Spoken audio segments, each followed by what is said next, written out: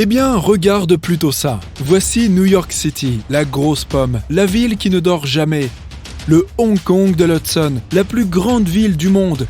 New York, une ville si chouette qu'ils l'ont nommée 2 fois. Bon, ça va bien 5 minutes. Tu pensais peut-être bien connaître cette ville, mais sous tout ce tapage et ce glamour se cache une autre façade, littéralement. New York abrite certains des bâtiments urbains les plus emblématiques au monde et accueille certaines des tours les plus uniques et les plus célèbres qui soient. Qui aurait pu se douter que New York n'était qu'une façade pour de faux bâtiments ?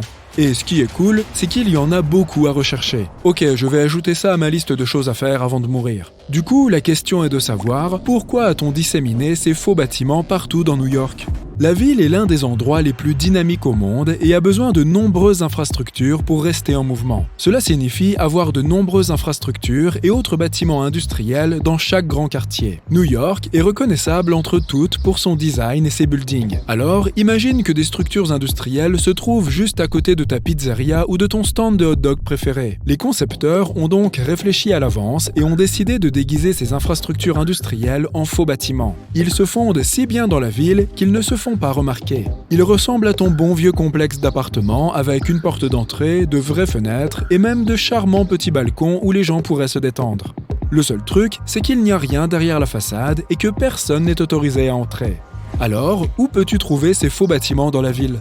Pour commencer, l'un des faux bâtiments les plus populaires se trouve à Brooklyn. Au 58 Joralemon Street, tu peux trouver un quartier très typique. Mais entre les immeubles se dresse un bâtiment en briques dont la teinte est légèrement plus profonde que le reste. Il possède des fenêtres ouvertes lumineuses qui se fondent dans le reste des bâtiments du quartier, sauf qu'elles sont toutes occultées. Au premier coup d'œil, tu n'en ferais pas grand cas. Mais si tu fais bien attention, le bâtiment ressemble à un bug dans un jeu vidéo. Il a été construit en 1847, bien avant que New York ne soit connu pour ses strass et ses paillettes. À l'origine, ce devait être un bâtiment comme tous les autres, mais en 1908, on l'a transformé en un faux bâtiment. N'envisage même pas d'essayer de t'y introduire. Même si tu le pouvais, c'est complètement inutile, car il fait partie du système de ventilation du métro.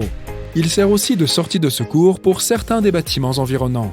En fait, dans tout New York, il existe de nombreux faux bâtiments qui dissimulent les bouches de métro pour que la fumée s'en échappe.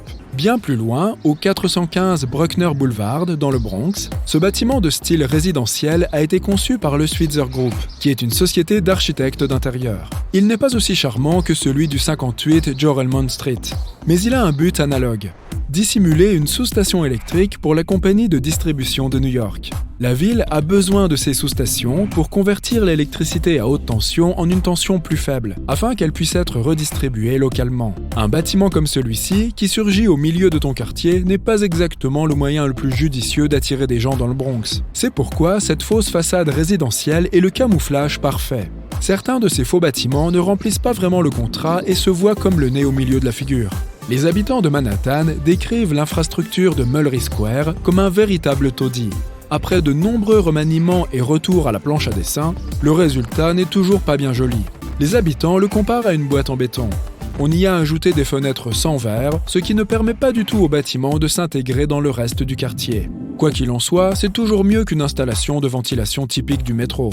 Il y a tellement d'endroits à visiter pour les rayer de ta liste. Mais si tu vis en Chine, tu peux littéralement rester dans le même pays et y visiter de nombreuses villes emblématiques du monde entier. Les villes répliques ont vu le jour lorsque l'économie chinoise a commencé à exploser au début des années 90. Les classes aisées rêvaient de goûter au style de vie des célébrités sans même avoir à quitter leur pays. Désormais, ils peuvent tranquillement y déguster leur nourriture locale tout en ayant l'impression d'être à l'étranger.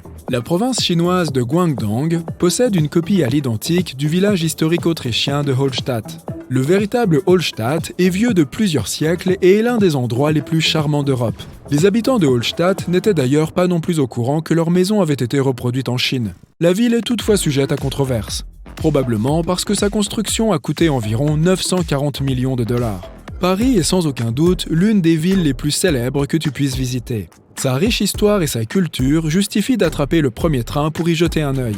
Eh bien, pour les habitants du Tianducheng, c'est une chose qu'ils peuvent faire quand bon leur chante.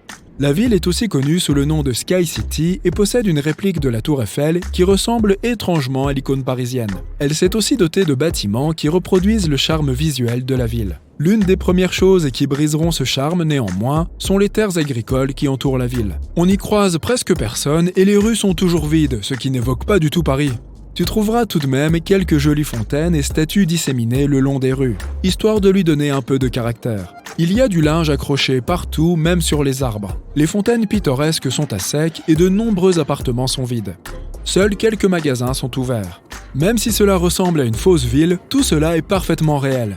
Certaines personnes vivent ici simplement car c'est plus abordable que d'autres endroits. À 2 heures de cette ville se trouve une autre version du pont Alexandre III de Paris, ainsi qu'une copie quasi conforme du Tower Bridge de Londres, mais avec 4 tours au lieu de 2. En voilà une bonne affaire. Tu peux aussi visiter ce qui se rapproche le plus de l'Italie, mais en te consacrant exclusivement au shopping. Florentia Village est un centre commercial qui offre un large éventail de magasins dans lesquels te perdre. Par ailleurs, il a été construit par un promoteur italien afin de capturer au mieux l'essence d'un village authentique. Il possède des fontaines, des canaux et des mosaïques. Tout cela pour une esthétique cohérente. Il a été inauguré en 2011 et compte plus de 200 magasins, avec de nombreuses marques italiennes, mais aussi britanniques, américaines et chinoises. L'endroit est si populaire qu'il accueille entre 10 000 et 25 000 visiteurs par jour. La Chine a aussi une autre réplique qui te transporte dans un mini Manhattan, appelé le Yujiapu Financial District. L'objectif du développeur était de faire de cet endroit le centre financier du monde. La copie semblait conforme avec les mêmes points de repère que sont le Rockefeller et le Lincoln Center, mais le projet a été arrêté en 2019, le laissant principalement à l'abandon. On peut trouver une ville anglaise typique en Chine, avec des rues pavées, des maisons victoriennes et des restaurants. Son nom est Thamestown. Cet endroit était destiné à recréer un fantasme du style de vie européen sans pour autant quitter Shanghai. La Chine a aussi une ville hollandaise qui présente quelques éléments d'Amsterdam avec les moulins qui la bordent et ses célèbres canaux. Ils ont même décidé de copier certains de ces points de repère, comme le musée maritime des Pays-Bas. Et voici en bonus l'histoire du bâtiment le plus fin du Liban, construit à partir d'une dispute. C'est l'histoire de 2 frères qui avaient tous 2 hérité de parcelles de terre inégales. L'un des frères a reçu une parcelle très fine et n'a pas pu s'empêcher de jalouser la belle parcelle de son frère. Le moins qu'on puisse dire, c'est qu'il n'était pas content. Les 2 terrains donnent sur la mer Méditerranée dans un quartier animé de Beyrouth. Il n'est donc pas étonnant que les 2 frères n'aient pas pu se mettre d'accord sur la façon dont ils devaient développer leur terrain. Il était évident que le frère qui en avait le plus pouvait y construire un bâtiment décent. L'autre frère, lui, a dû improviser. Il a donc décidé d'obstruer la propriété de son frère en construisant un bâtiment très mince qui ne mesurait que 4 mètres dans sa plus grande largeur et jusqu'à 60 cm dans la plus petite. Il a été construit en 1954 et les habitants du coin le connaissent sous le nom de La Rancune. Ce qui est fou, c'est que l'endroit était autrefois habitable et que de nombreux visiteurs y ont apprécié leur séjour. Il n'est pas facile d'y vivre, mais cela fait partie de l'expérience du lieu. Le bâtiment est toujours debout aujourd'hui, mais il est essentiellement vide.